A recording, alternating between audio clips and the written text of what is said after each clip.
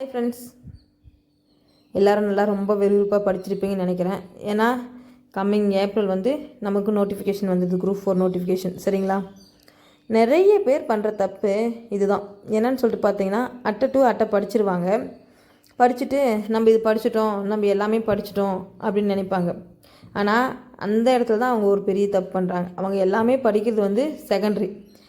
First என்ன பண்ணுன்னா, இப்போ அவங்க வந்து இந்த டெஸ்ட்டுன்றது வந்து போட பழகிக்கணும். ஏன்னா அந்த டெஸ்ட்டு போகிறதுன்றது பின்னாடி அவங்களுக்கு எக்ஸாமில் ரொம்பவே கை கொடுக்கும். சரிங்களா? என்ன தான் நம்ம படிக்கலைன்னா கூட ரெகுலராக டெஸ்ட்டுன்னு போட பழகிக்கணும்னா அந்த இடத்துல வந்து நம்ம டெஸ்ட்டு போட இப்போ ஒரு ஆன்லைன் டெஸ்ட்டில் நம்ம அட்டன் பண்ணுறோன்னு சொல்லிட்டு பார்த்தீங்கன்னா அதில் வந்து நிறையவே நமக்கு தெரியாத கொஷின் வந்து இருக்கும். அப்போ டெஸ்ட்டு போகிறது மூலமாக என்ன ஆகுதுன்னு சொல்லிட்டு பார்த்தீங்கன்னா நம்ம வந்து புதுசாக நிறைய கொஷின் வந்து அங்கே கற்றுக்கலாம். சரிங்களா? ஆனால் படிக்கிறதுல அப்படி இல்லை. நம்ம புக்கு எடுத்து படிக்கணும், அதுக்கு நம்ம மனசும் ஒத்துழைக்கணும், நம்ம உடம்பும் ஒத்துழைக்கணும். சரிங்களா? ஆனால் இது இல்லை, இது காதில் கேட்குறது மட்டும்தானே. டெஸ்ட்டில் நம்ம ஆன்சர் பண்ணாலும் பண்ணலாம், ஒன்லி வந்து நம்ம பார்த்து மட்டும் நமக்கு வேணுன்றதை எடுத்துக்கலாம். சரிங்களா? அதில் தேவையான நாலேஜ் வந்து நம்ம எடுத்துக்கலாம். அந்த மாதிரி டெஸ்ட்டு போகிறதுனால நிறையவே பெனிஃபிட் இருக்குது. ஏன்னா இப்போ வந்து நம்ம எக்ஸாம்லேயே வந்து போயிட்டு அங்கே எக்ஸாமில் உட்காந்துட்ருப்போம், ஒரு சில கேள்வி வரும். அப்போ வந்து நமக்கு தெரியாது. ஆனால் நம்ம டெஸ்ட்டில் போட்ட கேள்விக்கு வந்து அங்கே வந்து அவங்க வேறு ஏதாவது சொல்லியிருப்பாங்க அதுக்கு ரிலேட்டடாக. அப்போ வந்து டக்கு நம்மளுக்கு அந்த கிளிக் ஆகும். அந்த கிளிக் ஆகும்போது நமக்கு அதுக்கான ஆன்சர் வந்து தெரியும். சரிங்களா? இந்த மாதிரி டெஸ்ட்டுடைய பயன் வந்து ரொம்பவே இருக்குது.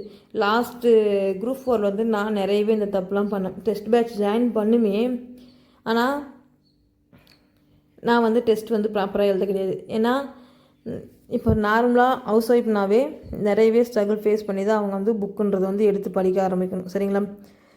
ஏன்னா பசங்களை பார்த்துட்டு படிக்கிறதே ரொம்ப சிரமம்னு நினைக்கிறேன். ஆனால் நான் அதுக்கெல்லாம் மேலே ஒரு படி. ஏன்னா மாடு 4 இருக்குது, அதையும் நான் தான் பார்த்து மெயின்டைன்ஸ் பண்ணணும். பால் கறக்கிற மாடு. அதுக்கப்புறம் பசங்களையும் பார்த்துக்கணும், வீட்டு வேலையும் பார்க்கணும், அவன் பசங்களுக்கு வேணுன்றதை செஞ்சு கொடுத்துட்டு அதுக்கப்புறம் நிலம் இருக்குது, அந்த நிலத்தில் விவசாயமும் செய்யணும். சரிங்களா? இது எல்லாம் பார்த்துட்டு ஓவர் கம் பண்ணி தான் நம்ம படிக்க ஸ்டார்ட் பண்ணும். அது ஒரு சில டைம்லாம் நம்ம மனசு படிக்க தோணும், படிக்கணும்னு நினைக்கும், ஆனால் நம்ம உடம்பு ஒத்துழைக்காது. இன்னும் ஒரு சில டைம் வந்து நம்ம உடம்பு ஒத்துழைக்கும், நம்ம மனசு வந்து படிக்க தோணாது. யாரெல்லாம் என்ன மாதிரி ராகன்னு சொல்லிட்டு மறக்காமல் சொல்லுங்க பார்க்கலாம். அந்த மாதிரி இருக்கும் பட்சத்தில் நான் லாஸ்ட் டைம் வந்து குரூப் 4ல் 142 கொஷின் போட்டேன். அப்போ வந்து ஜிகேவே சுத்தமாக எனக்கு படிக்கவே பிடிக்காது. சரிங்களா?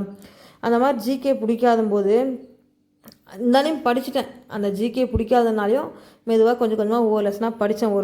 ஒரு குறிப்பிட்ட லெசன்லாம் கம்பல்சரி கொஸ்டின் வரும், அந்த மாதிரி லெசன்லாம் படிச்சுட்டு என்ன பண்ணேன், சரி நம்ம படிச்சுட்டுமே அப்படின்னு சொல்லிட்டு விட்டுட்டேன். ஆனால் அந்த டெஸ்ட்டுன்றது வந்து போட்டு பார்க்கல. சரிங்களா? லெசன் படித்ததோட அதிகமாக ப்ரீவியஸ் இயர் கொஸ்டின் தான் நல்லா லாஸ்ட் டைம் படித்தேன். படிச்சுட்டு ஓரளவுக்கு கொஞ்சம் கொஞ்சம் லெசனும் படித்தேன். ஆனால் ரிவிஷனும் பண்ணல, லாஸ்ட் டைம் டெஸ்ட்டும் போடல. சரிங்களா? அதனால் எனக்கு ரொம்பவே வந்து ஏன்னா 142 கொஷின் போட்டேன், டைப் ரைட்டிங் முடித்தேன். ஆனால் அந்த இடத்துல வந்து வெற்றின்றது எனக்கு கை கொடுக்கல. சரிங்களா? அதே டெஸ்ட்டுன்றது போட்டு பார்த்துருந்தா கண்டிப்பாக நான் அசால்ட்டாக 10 கொஷின் போட்டிருந்தேன்னா தாராளமாக எனக்கு போஸ்டிங் கிடச்சிருக்கும். இந்த தப்பு நீங்களும் பண்ணாதீங்க. மெயினாக டெஸ்ட்டுன்றது போட்டு பாருங்கள். நிறையவே